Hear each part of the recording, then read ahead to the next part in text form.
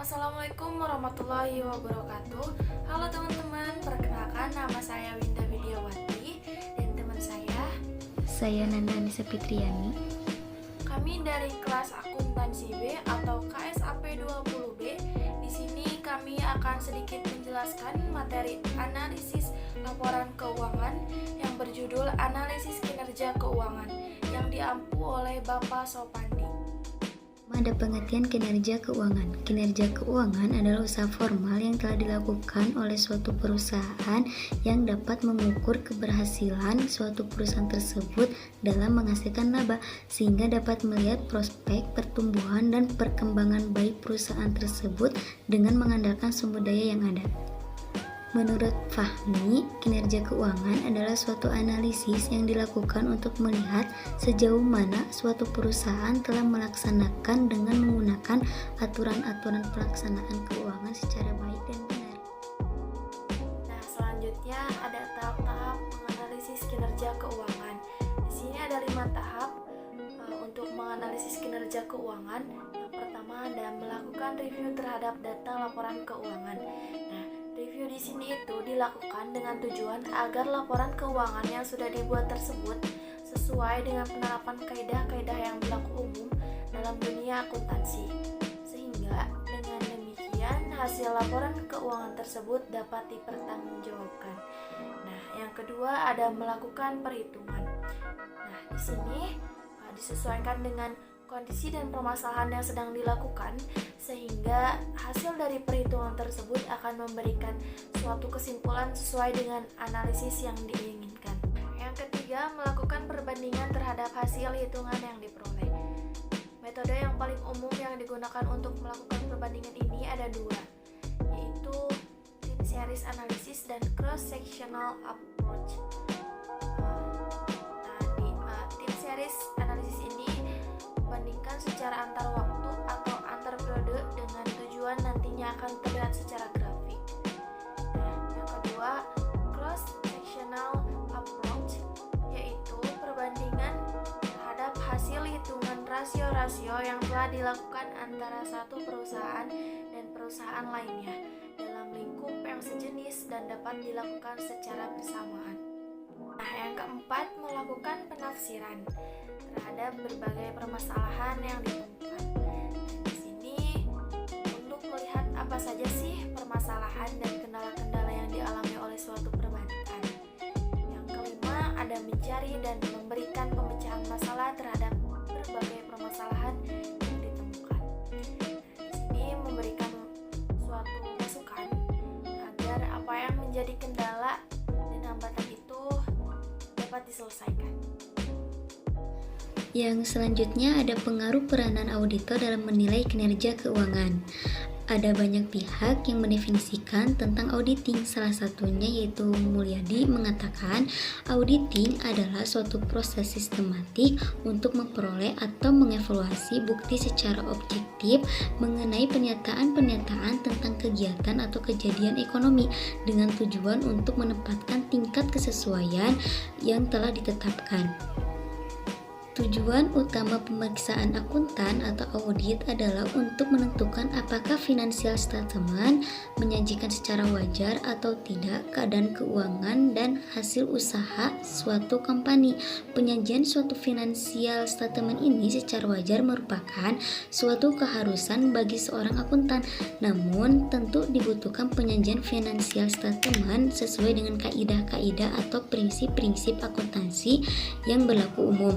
Maka untuk mewujudkan keadaan seperti itu, segala sesuatu yang menyangkut informasi keuangan yang dibutuhkan harus disajikan dengan jelas dan baik, atau dengan kata lain harus cermat dan teliti. Secara umum, ada 4 pendapat akuntan yang diberikan dalam suatu penilaian, yaitu Yang pertama, suatu bentuk pendapat wajar tanpa kualifikasi atau unqualified opinion, yaitu pendapat yang diberikan ketika audit telah dilaksanakan sesuai dengan standar auditing atau SPAP. Auditor tidak menemukan kesalahan material secara keseluruhan laporan keuangan atau tidak terdapat penyimpangan dari prinsip akuntansi yang berlaku. atau SAK. Yang kedua, suatu bentuk pendapat wajar dengan kualifikasi atau qualified opinion, yaitu pendapat yang diberikan ketika laporan keuangan dikatakan wajar dalam hal yang materi, tetapi terdapat sesuatu penyimpangan atau kurang lengkap pada pos tertentu, sehingga harus dikecualikan.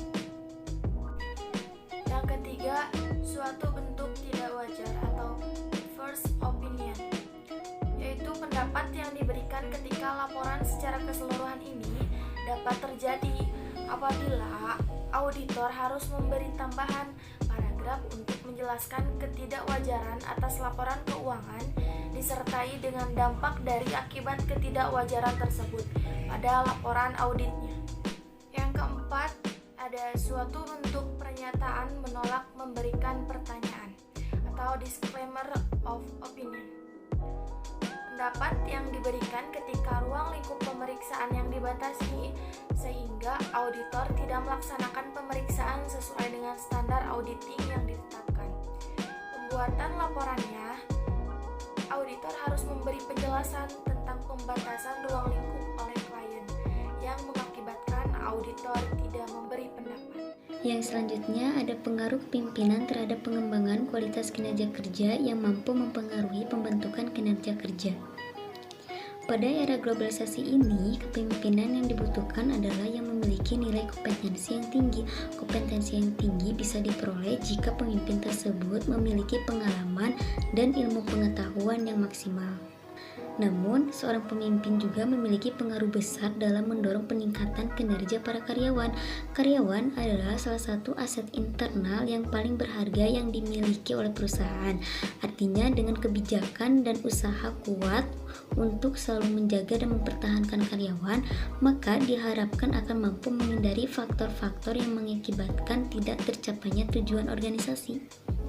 Apabila pimpinan mampu menerapkan kepemimpinan yang tepat, maka karyawan akan merasa puas yang pada akhirnya mampu memperbaiki kinerjanya, karena kepemimpinan berpengaruh positif signifikan terhadap kinerja.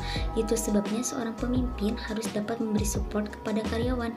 Seorang pemimpin juga harus mampu mengarahkan bawahannya untuk memiliki kompetensi dalam bekerja. Karena dengan kepemilikan kompetensi karyawan tersebut akan mampu mendorong peningkatan kualitas kinerja keuangan perusahaan. Kita bisa melihat perbedaan antara karyawan yang memiliki kompetensi dan yang rendah nilai kompetensinya pada hasil kinerja yang mereka hasilkan. Untuk itu, setiap pemimpin bukan hanya dituntut untuk mampu bekerja secara maksimal, namun juga mengerti di mana permasalahan yang dimiliki oleh setiap karyawan selama ini. Selanjutnya ada studi kasus kinerja keuangan organisasi laba PT Garuda Multivalasindo Jakarta. Yang pertama, analisis atas pendapatan, biaya, dan laba. Pendapatan bersih PT Garuda Multivalasindo berasal dari penjualan valuta asing, di mana penjualan diakumulasikan selama 1 tahun periode laporan keuangan. Nah, di sini ada tabel pendapatan PT Garuda Multivalasindo tahun 2012 dan 2013, di mana jumlah pendapatannya itu lebih besar pada tahun 2013. Nah, berdasarkan analisis di atas, dapat disimpulkan ya bahwa pendapatan PT Garuda Valasindo cenderung mengalami peningkatan pada laporan keuangan periode tahun 2013 dibandingkan dengan pendapatan perusahaan pada tahun 2012, yaitu mengalami peningkatan sebesar 4,68%. Hal ini terjadi karena pengaruh dari fluktuasi kurs valuta asing yang berubah-ubah dengan cepat setiap waktunya. Kemudian ada biaya operasional perusahaan pada PT Garuda Multivalasindo. Biaya operasional perusahaan ini terdiri atas beberapa aspek, diantaranya adalah gaji, biaya sewa, pajak, biaya-biaya kantor, dan lain-lainnya. Tabel biaya operasional perusahaan PT Garuda Multivalasindo. Di sini ada tabel tahun 2012 dan 2013 di mana peningkatan jumlah biaya operasional perusahaan di tahun 2013 ini mengalami peningkatan ya sebesar 29,82% dibandingkan dengan jumlah biaya operasional perusahaan tahun 2012. Hal ini terjadi karena adanya peningkatan jumlah gaji, administrasi kantor seperti percetakan, serta biaya perjalanan dan perawatan aktiva. Selanjutnya, laba bersih perusahaan PT Garuda Multivalasindo itu diperoleh dari total pendapatan dikurangi dengan harga pokok penjualan. Kemudian, si hasilnya dikurangi dengan biaya operasional. Sama ya, ini ada tabel pada tahun 2012 dan 2013. Tabel ini pun mengalami peningkatan pada tahun 2013 sebesar 12,12% dibandingkan dengan laba tahun 2012. Hal ini akibat dari fluktuasi kurs valuta asing yang mengakibatkan laba meningkat dari selisih harga falas. Yang kedua, ada analisa atas kinerja keuangan dengan menggunakan rasio-rasio profitabilitas. Nah, ada rasio margin kotor atau gross profit margin. Rumusnya ada gross profit per sales kali 100%. Nah, ada tabelnya pun di sana di mana tahun 2012 salesnya 158.491, di tahun 2013 165.910 dengan gross profit marginnya mengalami peningkatan pada tahun 2013. Nah, analisa di atas itu menunjukkan mampu menghasilkan peningkatan laba yang diperoleh terlihat dari persentase gross profit marginnya mengalami kenaikan ya sebesar 0,09%. Hal ini dikarenakan adanya peningkatan penjualan di tahun 2013. Selanjutnya, rasio margin laba bersih atau net profit margin. Nah, rumusnya ada net profit per sales kali 100%. Dengan tabel yang tadi ya salesnya masih sama dengan net profit marginnya mengalami kenaikan ya sebesar 0,005% dari tahun 2012. Hal ini dikarenakan adanya peningkatan penjualan di tahun 2013. Kemudian ada rasio pengambilan atas investasi atau return on investment. Dengan rumus ROI, operational profit per aktiva operasional kali 100%. Nah, di sini terlihat ya ROI-nya lebih besar pada tahun 2013, di mana pada tahun 2012 itu ROI-nya 95,81% dan 2013 yaitu 107,42%. Nah, analisa di atas itu menunjukkan kemampuan perusahaan dalam menghasilkan laba dari investasi dan cenderung meningkat. ROI tahun 2013 meningkat sebesar 11,61% dari tahun 2012 dikarenakan peningkatan penjualan di tahun 2013. Selanjutnya, rasio pengembalian atas ekuitas atau return on equity atau ROE. Dengan rumus ROE sama dengan net profit per ekuitas kali 100%. Di sini ada tabelnya. Pada tahun 2012 ROE-nya sebesar 43,97%